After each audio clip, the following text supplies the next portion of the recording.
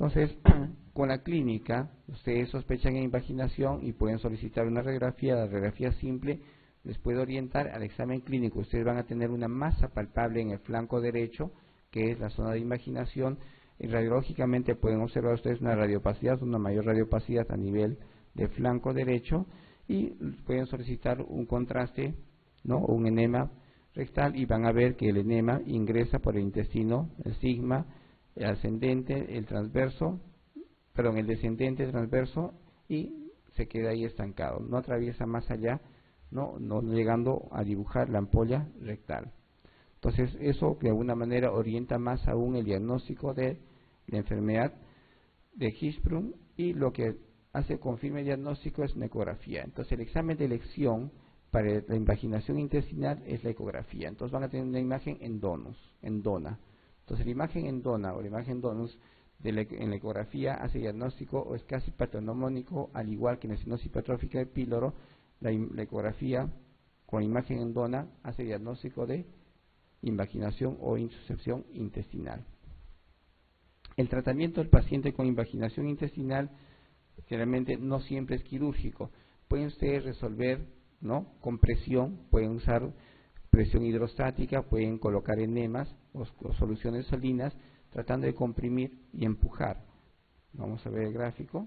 Lo que hacemos es colocar enemas, llegamos hacia el colon transverso con el enema a presión y llegamos al colon ascendente y tratamos de empujar en forma neumática el intestino. O también se puede utilizar presión de aire. Entonces, a presión de aire con enemas podemos utilizar y tratar de resolver. El tratamiento quirúrgico únicamente se da cuando ustedes mecánicamente no pueden resolver la insuscepción o cuando el paciente tiene manifestación severa con signo de shock o signo de perforación intestinal. El tratamiento es inmediatamente quirúrgico. Entonces, ¿cuándo hace el tratamiento quirúrgico? El tratamiento, más si el paciente tiene más de 24 horas de evolución o de clínica, paciente que clínicamente está descompensado, está en shock o con manifestación clínica de shock o manifestación de peritonitis, el tratamiento es quirúrgico. En este caso no es importante el tiempo, puede pasar 2 horas, 3 horas y hacer manifestación de shock inminente, el tratamiento es quirúrgico.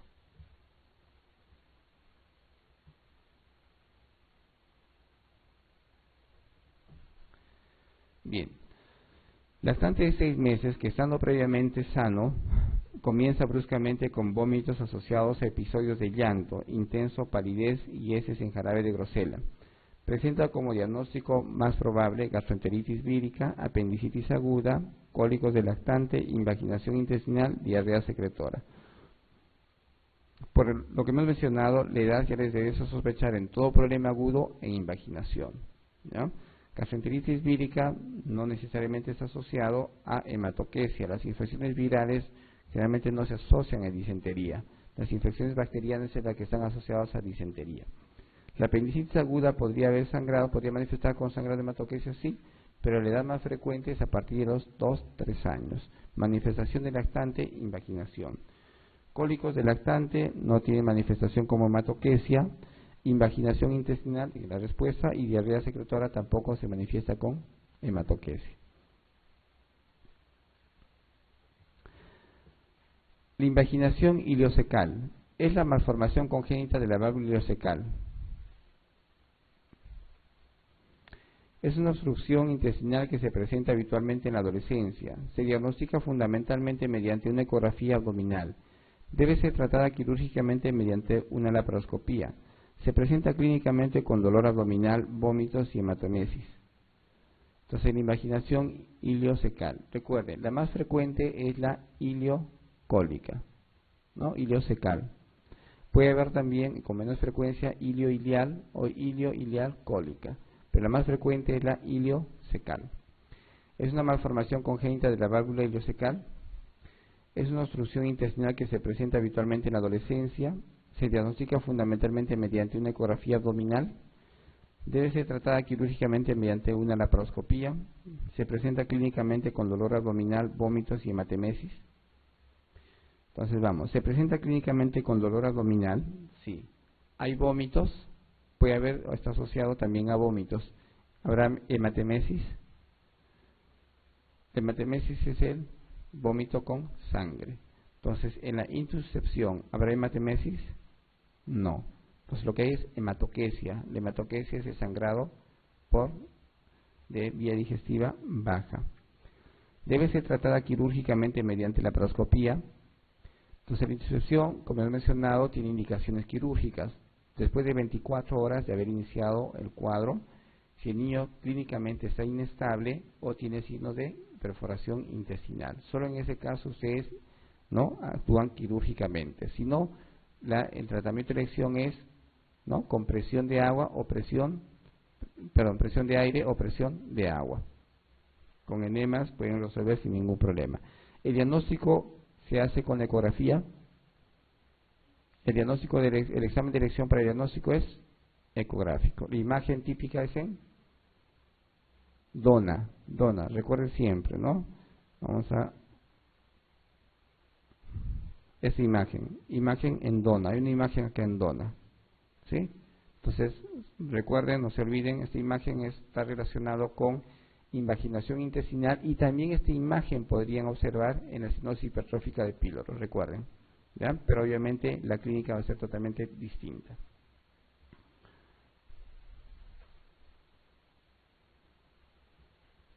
¿Es una obstrucción en la que se presenta habitualmente en la adolescencia? No, es propia del lactante, ¿no? Y del preescolar. Es una malformación congénita de la válvula ileocecal, no es congénita, ¿ya? Es adquirida, no se presenta en la etapa neonatal. Así que en la etapa neonatal no vamos a tener diagnóstico de invaginación intestinal. Una niña de 9 meses se ha encontrado bien hasta hace aproximadamente 12 horas, momento en el que empezó con un cuadro de letargia, vómitos y episodios de llanto intermitente, con un estado visible de dolor, coincidiendo con los episodios, retrae las piernas hacia el abdomen. En la consulta emite una deposición de color rojo oscuro, el abdomen está distendido y con dolor discreto a la palpación. El diagnóstico más probable será estenosis de píloro, apendicitis, infección urinaria, invaginación, enfermedad úlcero-péptica.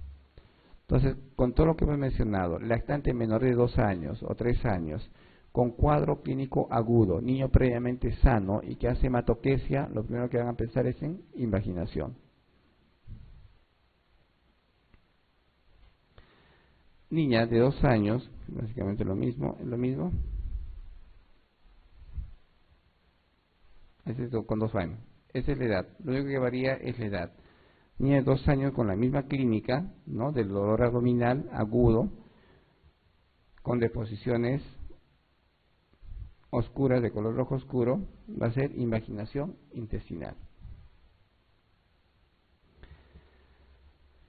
El divertículo de Meckel puede invaginarse y provocar insuscepción, secretar ácido gástrico y perforarse, provocar obstrucción del intestino delgado, ulcerarse y provocar hemorragia, todo lo anterior. Recuerden, la malformación intestinal más frecuente es el divertículo de Meckel. Malformación intestinal más frecuente en general es divertículo de Meckel. Casi el 2% de todos nosotros o de las personas podrían tener o tienen riesgo de divertículo de Meckel, ¿ya? No todos van a hacer manifestación, no todas las personas con divertículo de Meckel o no todos los niños con divertículo de Meckel hacen manifestación. Un 4% a 5% de esos niños con divertículo de Meckel hacen manifestación clínica. Y la manifestación clínica de divertículo de Meckel es hemorragia, hematoquesia abundante y muchas veces anemizante. Los niños terminan con anemia por el sangrado. Y es un sangrado indoloro, no hay manifestación clínica. Paciente sin manifestación clínica, no hay dolor abdominal, únicamente con manifestación de sangrado. Todo niño menor de 5 años con manifestación de sangrado, sin dolor abdominal, lo primero que van a pensar es en divertículo de Meckel. Es la malformación intestinal más frecuente. ¿Puede invaginarse y provocar insuscepción?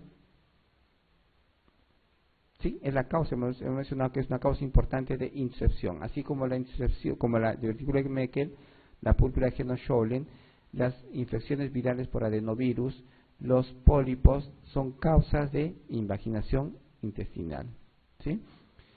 Bien, ¿puede secretar ácido gástrico y perforarse? Sí, se dice que el divertículo de Meckel tiene células parecidas a las células productoras de ácido, ¿no? Pancreáticos y gástricas y pueden rápidamente ulcerarse y ser causa de hemorragia. Entonces, hay una migración celular hacia el divertículo de Meckel, células que producen gastrina, ¿no?, y secretina, y eso puede producir lesión a nivel de la mucosa que no está preparada para esa acidez y producir rápidamente úlceras y manifestarse con hemorragia. Entonces, la localización más frecuente de la úlcera es más o menos a 50-60 centímetros, ¿no?, de la ampolla. ¿De qué ampolla? Iliocecal. Entonces, más o menos a esa distancia está localizado el divertículo de Meckel. Puede provocar obstrucción intestinal del intestino delgado. Puede ulcerarse y provocar hemorragia. Sí. Respuesta.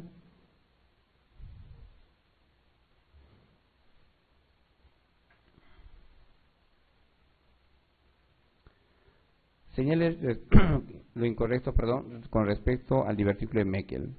La frecuencia es de 2 a 3%, se presenta con más frecuente, la presentación más frecuente es en forma de dolor abdominal. Hay mucosa gástrica con frecuencia en el divertículo. Los estudios con bario son poco fiables como procedimiento diagnóstico. La anemia es un hallazgo asociado frecuente. Bien, la frecuencia, hemos mencionado uno que es la malformación congénita intestinal más frecuente. 2% de la población podría estar asociado o relacionado al divertículo de Meckel. ¿Sí? La manifestación de ese 2% es poquita. Son pocos los niños que pueden hacer manifestación. Solo un 4 o 5% pueden hacer manifestación. Y el sangrado, y obviamente no doloroso, no hay dolor abdominal. ¿Sí? ¿La anemia es un hallazgo asociado? Sí. El estudio, ustedes hacen una gamografía y pueden observar la localización de las células gástricas con la gamografía, y ese es el examen de elección. Pero no es sensible. Los estudios de bario tampoco son sensibles y fiables para hacer diagnóstico de un divertículo de Meckel. ¿Hay mucosa gástrica con frecuencia en el divertículo? Sí. ¿La presentación más frecuente es en forma de dolor abdominal? No. Entonces, no hay dolor abdominal, recuerden bien, en el paciente con divertículo de Meckel. La única manifestación clínica muchas veces es sangrado. Bien, enfermedad celíaca no es una patología muy frecuente en esas latitudes. Lo van a ver, o probablemente lo han leído.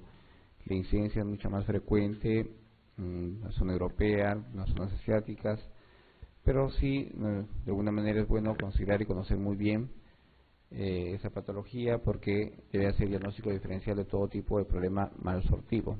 Entonces, cualquier problema de mala absorción o problema de ganancia ponderosatural o problema después de haber iniciado la lactancia, le debe sospechar en enfermedad celíaca. Entonces, la enfermedad celíaca es básicamente la intolerancia permanente a la gliadina que ustedes encuentran en el gluten. Esa proteína se encuentra en el trigo, la cebada, el centeno, y algunos consideran la presencia de gliadina en la avena. De la importancia de mucho cuidado en la ingesta o el ingreso de las avenas después de iniciar la lactancia. La predisposición individual es importante, ya está condicionada por determinados halotipos, y ya lo que deben hacer ustedes es estudiar la parte genética y determinar los DQ2 y DQ8 en todo paciente con sospecha de enfermedad celíaca. Esta es una enfermedad autoinmune. Entonces, la enfermedad autoinmune, como toda patología autoinmune, debe tener un estudio no solo inmunológico, sino también genético. Entonces, el estudio de la presencia genética de los halotipos DQ2 y DQ8 debe sospechar en enfermedad celíaca. Va a haber una respuesta inmune normal. La exposición, obviamente, a la gliadina sensibiliza a los linfocitos, ¿no?, y más específicamente a los masocitos, y también incrementa la producción de IgE, y esto obviamente altera la memoria propia que producen diversos anticuerpos. Entonces, la presencia de anticuerpos, y más precisamente la IgA, es la responsable de alguna manera identificar la gliadina y empezar a producir anticuerpos contra la IgA contra gliadina, y vamos a tener algunos anticuerpos que son casi específicos para el diagnóstico de esa enfermedad, como la antigliadina, la antiendomicio y la antireticulina. Y se han hecho estudios recientes y La transglutaminasa tisular se ha visto que quizás es la más específica para hacer diagnóstico de enfermedad celíaca. Entonces tenemos anticuerpos, pues ustedes pueden determinar o estudiar o solicitar la IgA, anticuerpos IgA, para antigliadina, antiendomicio, antireticulina, para hacer diagnóstico, ¿no?, frente a una clínica o sospecha de un paciente con enfermedad celíaca.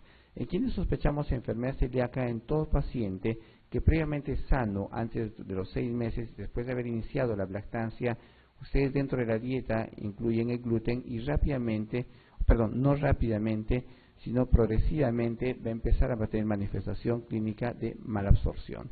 Entonces la manifestación clínica no es inmediata, puede demorar meses para iniciar la manifestación clínica de enfermedad celíaca. Y para eso ustedes estudian y hacen estudios de anticuerpos, y lo más recomendable es estudiar esas IgA de antigliadina, antiendomicio, antireticulina, y como hemos mencionado recientemente y más específicamente la transglutaminasa tisular. Entonces, ustedes si en transglutaminasa tisular hacen o confirman, casi confirman el diagnóstico de enfermedad celíaca. Entonces, la patogenia es importante, predisposición individual, hay una relación familiar.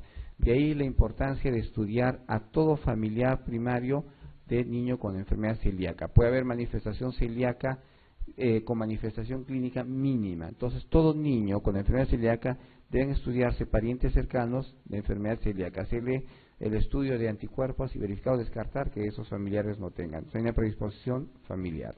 Hay una predisposición también individual, hay una respuesta inmune normal ante el consumo de gluten, y obviamente la manifestación va a ser lesión del intestinal.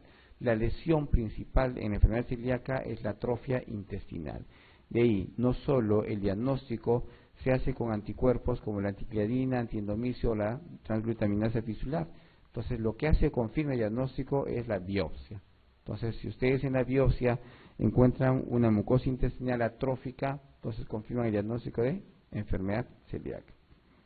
Entonces, la manifestación clínica, como ustedes pueden ver, parecía todo bebé o todo niño con cuadro de malnutrición intestinal, obviamente con irritabilidad, pérdida de peso, haber pobre ganancia del peso y también de la estatura, va a haber atrofia muscular con manifestaciones locales a nivel de la mucosa oral, también va a haber acropaquias como toda manifestación de un problema crónico, va a haber fragilidad a nivel de la piel, algo muy característico es la hipoplasia del esmalte y obviamente las deposiciones son grisáceas y malolientes. Entonces esto caracteriza a un niño con enfermedad celíaca o con un síndrome de mala absorción. Bien, la sospecha clínica es importante, determinan ustedes los anticuerpos. Si los anticuerpos que hemos mencionado son positivos, rápidamente ustedes realizan la biopsia intestinal confirmando el diagnóstico. Si los anticuerpos que ustedes realizan es negativo y la sospecha clínica es muy fuerte, es muy evidente, entonces de la misma forma ustedes realizan una biopsia intestinal. Entonces todo paciente con enfermedad celíaca debe tratarse básicamente con el retiro de gluten de su dieta. Entonces el tratamiento del paciente con enfermedad celíaca es retirar de por vida el gluten, ¿no?, de la dieta.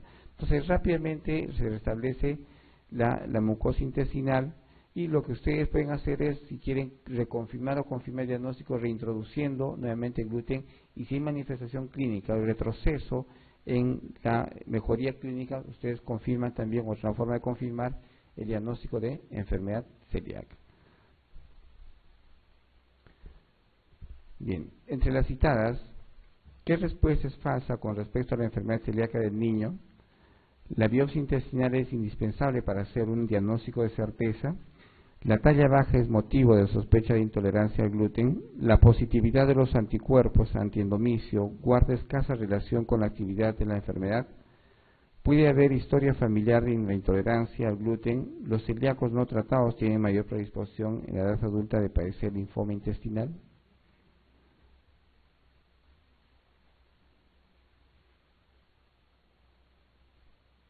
La respuesta falsa. Los celíacos o los enfermos celíacos no tratados tienen mayor predisposición en la edad adulta para padecer linfoma intestinal. Recuerden, la enfermedad celíaca no solo o no siempre va a ser manifestación en la etapa del lactante, preescolar o el escolar, puede haber manifestación también en etapas posteriores. y en personas no tratadas en forma adecuada, rápidamente como complicación hacen linfomas intestinales. Puede haber linfoma a nivel intestinal, a nivel de esófago, puede haber linfomas Hodgkin o Hodgkin que están relacionados o asociados a enfermedad celíaca. ¿Puede haber historia familiar de intolerancia al gluten? Sí. De ahí, como mencionamos, la importancia de estudiar a los familiares más cercanos y descartar que esta no tenga enfermedad celíaca estudiando con anticuerpos. La positividad de los anticuerpos antiendomicio guarda escasa relación con la actividad de la enfermedad.